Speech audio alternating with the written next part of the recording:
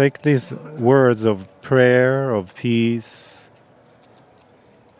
of inner light and presence, deeper from within you, where you are now, sitting all together, taking the sounds of the prayers of the Muazzin, and go deeper. You've already been here for about an hour, feeling the preciousness of this place, of the Sphinx, that some say it goes way back before the pyramids, very ancient, close to 13,000 years. So much this Sphinx have seen and endured through all these times and histories and civilizations. And the many souls that came and had their time and heart and maybe even healings here taking place. So feel that in a more open and conscious way, connecting multidimensionally from you and multidimensionally with the Sphinx, with its light, with its love, with its compassion, and the deep soothness and mother-like energy that is very deep here as well, embracing us all as we gather here for our third Kryon group tour. This moment can create a feeling of timelessness, of beingness, of oneness, of a greater awareness. Let your mind rest, the intellect put aside for this time, and open yourself more, just letting yourself be more of that light, of your divinity, of the frequencies and vibration and resonance that you are, feeling it through your intuition and heart, expanding, wailing from within you, connecting us all as one unified field, and feeling the connection of the greater field that we all share as humanity. Breathe. And allow yourself to feel even more,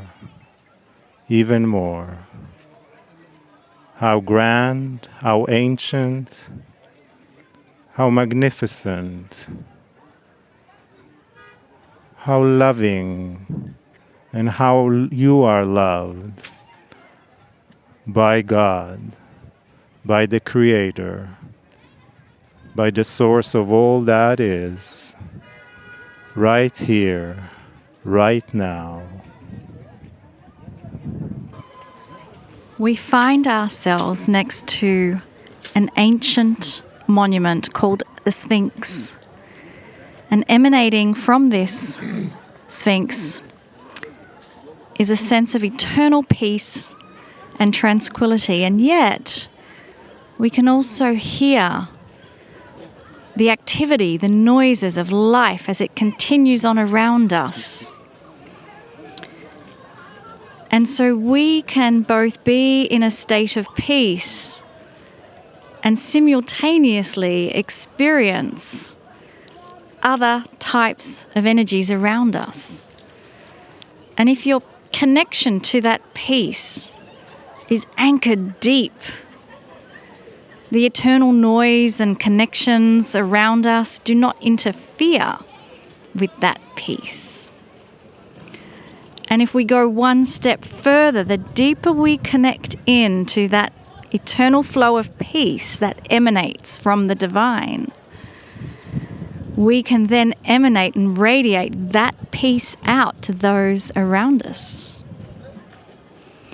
It may not stop the noise, it may not stop their actions. But one thing for sure is that they will feel a wave of peace emanating out.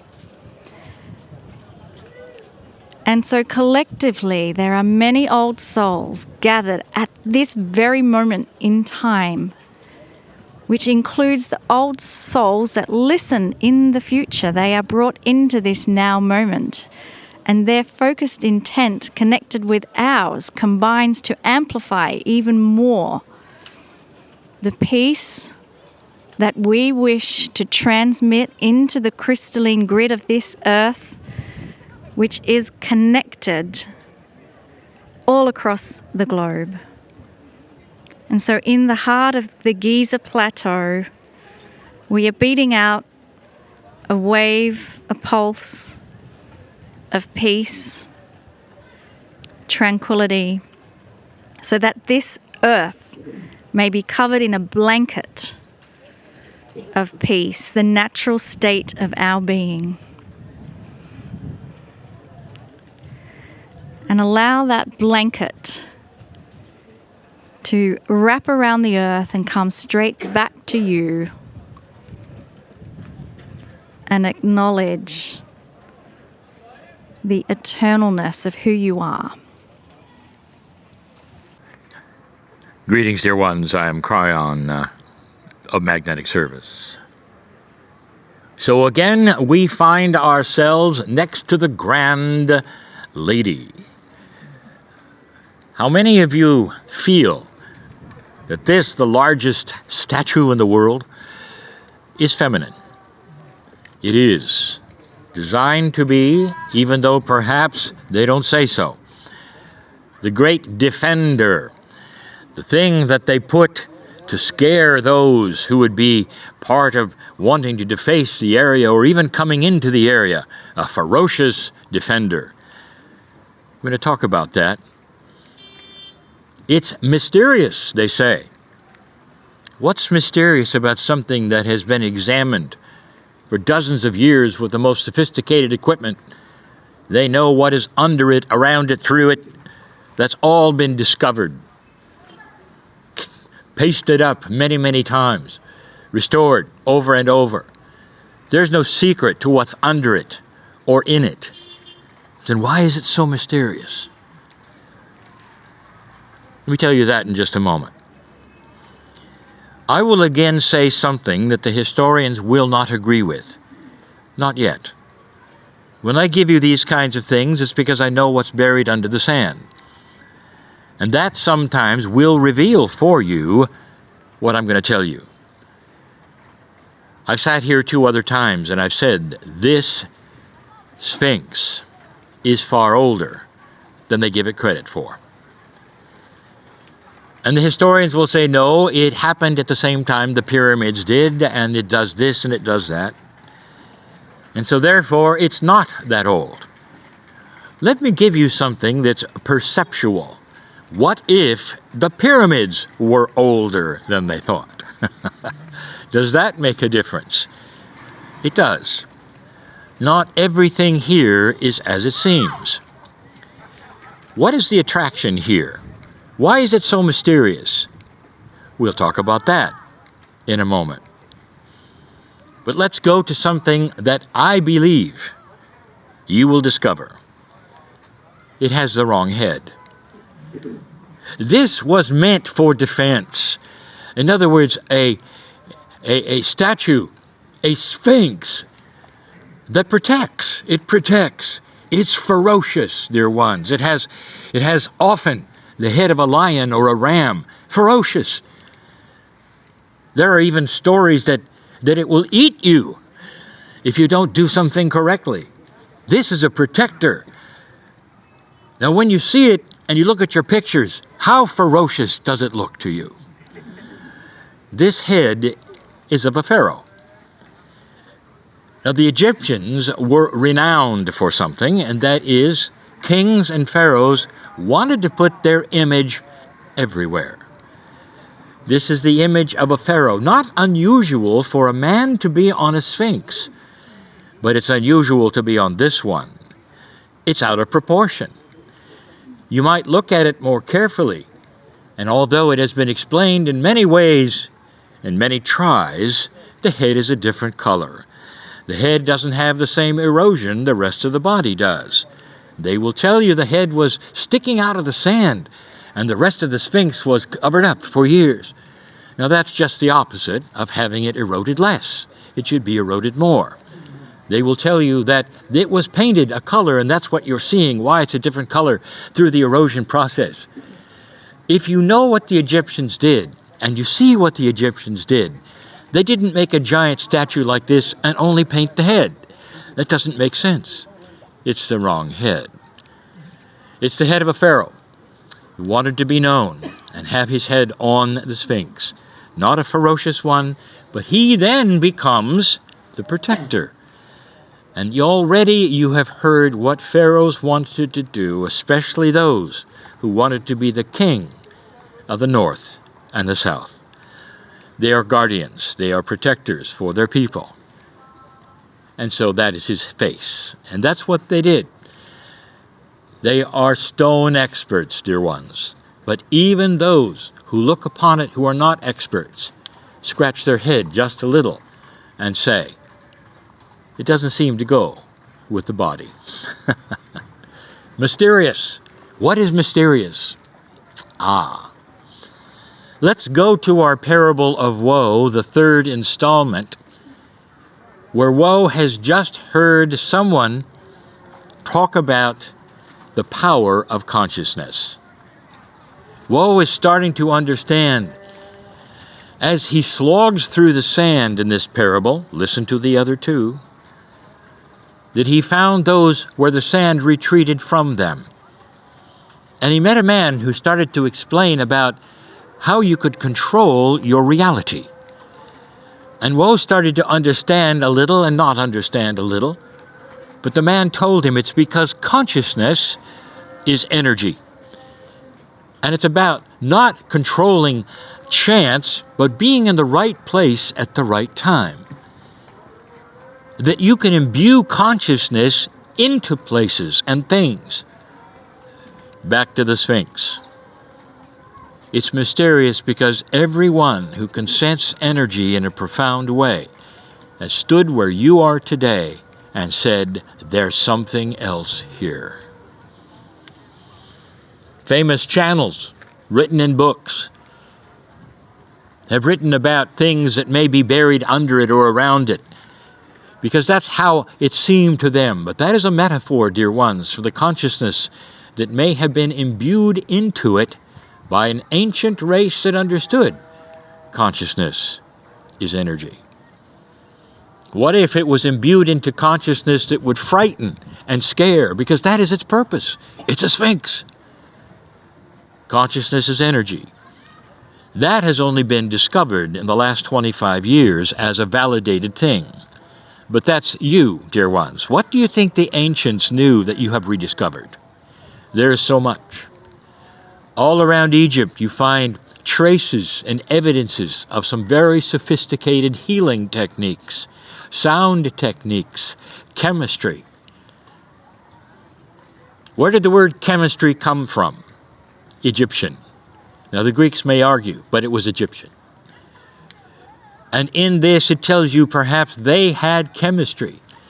What if they had the chemistry to etch stone? Have you ever thought of that? Would that explain some preciseness that is today head-scratching by those who don't give any credit to an ancient race understanding what you have discovered? Dear ones, you are rediscovering an entire amount of things. Even electricity may have been discovered in its basic form, in its basic way. Not to light cities, but to do other things, maybe even to create sounds. There is so much that lays here that may or may not be discovered. But do not discount the ancient Egyptians as being those who didn't have things or didn't discover things. It's possible, maybe, they knew more than you know about consciousness. In this spot, there are things to feel. There has been much go on here before it was ever uncovered in the sand. And it may have to do with what you feel here that has nothing really to do with the dimensions of the statue or even its wrong head. Woe made another visit to the man who would discuss changing his reality through his consciousness, through the way he thinks. Warned again by those sacred ones that he trusted, his spiritual leaders, the sand spiritualists, said, stay away from those people who seem to be able to walk unencumbered by the sand. He met the man again, and he said, let me get this straight. You said that we could change that which is chance and reality, and we can move things. And the man said, no, Woe, I didn't say that. I said, you have the consciousness through intuition to be in the right place at the right time. That's what the field does for you. But there's more, Woe. Woe, consciousness, that how you feel, that is what you are. What your brain thinks and does has energy. But it's not just about thinking, Woe. There's something else you should know. And Woe was all ears. It's the how-to. How does this happen, Woe? What can you do to be like us, Woe? And Woe was listening, and he didn't expect the answer. Woe, here is the beginning of how you can accomplish these things. Love the Lord thy God with all of your heart every single moment of the day. When you're asleep, love God with every moment, even that which you don't think that you can. Make that which is God who made you in his image everything to you. Understand and be devoted to the fact that there is nothing that you appear to look at that was made by men. It was all God. God, who created you in his image, has now given you, the rest of you, a discovery of more of you than you thought. You have tools in that creation that you could use, that you had never been taught about.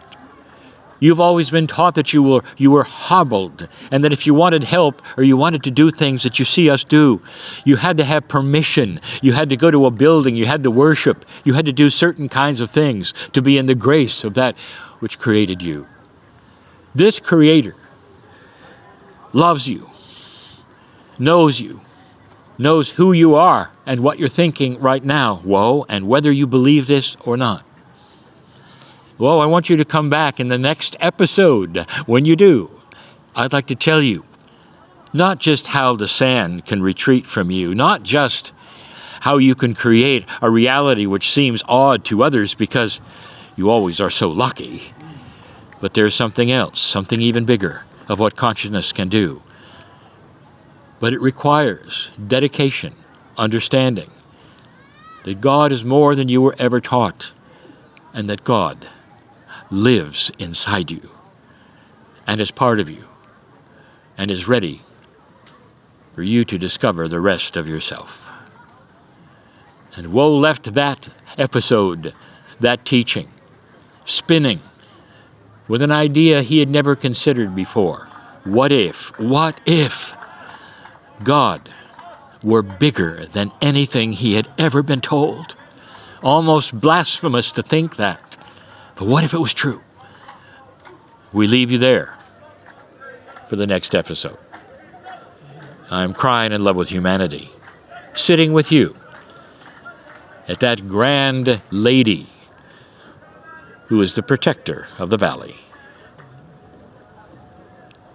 This is a valley, dear ones, if you take a look at where the Nile used to be and where the sand used to be.